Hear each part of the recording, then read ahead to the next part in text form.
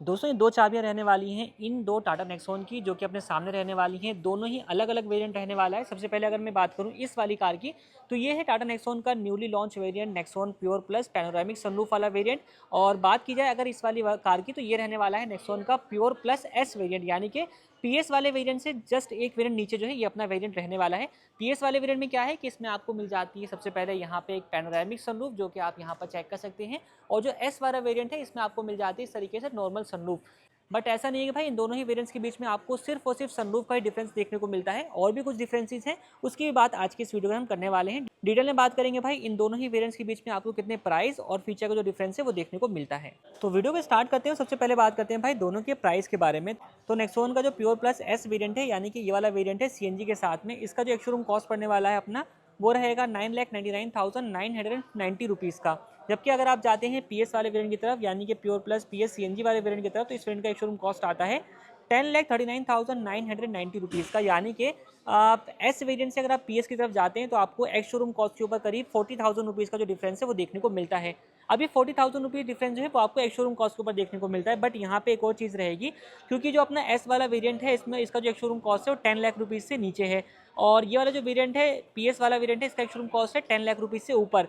तो कई स्टेट में जो है आपको एक तो रजिस्ट्रेशन चार्ज इस वाले वेरिएंट में ज़्यादा देना पड़ेगा, और टीसीएस अमाउंट भी आपको पे करना होगा।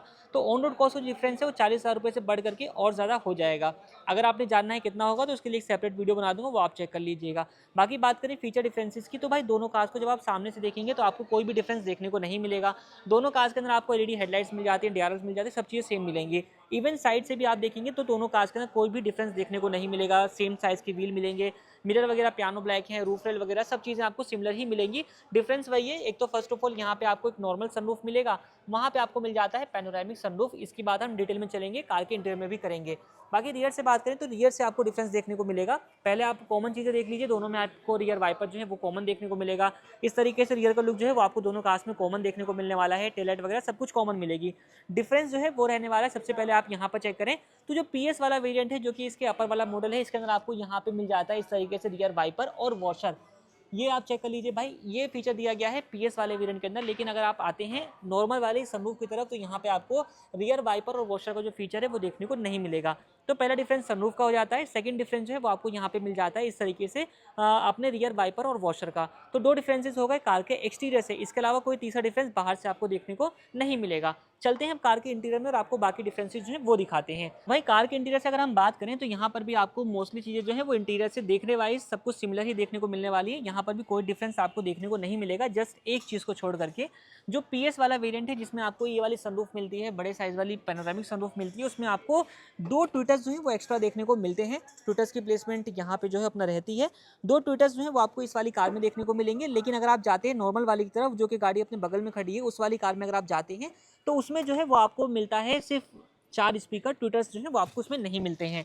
तो ये डिफरेंसेस जो है वो रहने वाले हैं। बाकी क्रूज कंट्रोल वगैरह जो है वो आपको दोनों ही कार्स में देखने को नहीं मिलेगा।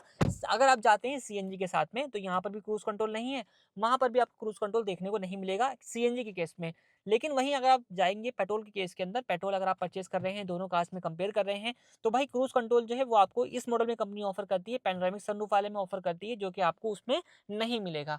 तो ये डिफरेंस बेसिकली 3 डिफरेंस रहने वाले हैं अगर आप सीएनजी से कंपेयर करते हैं, और 4 डिफरेंस रहने वाले हैं अगर आप कंपेयर करते हैं पेट्रोल के साथ में।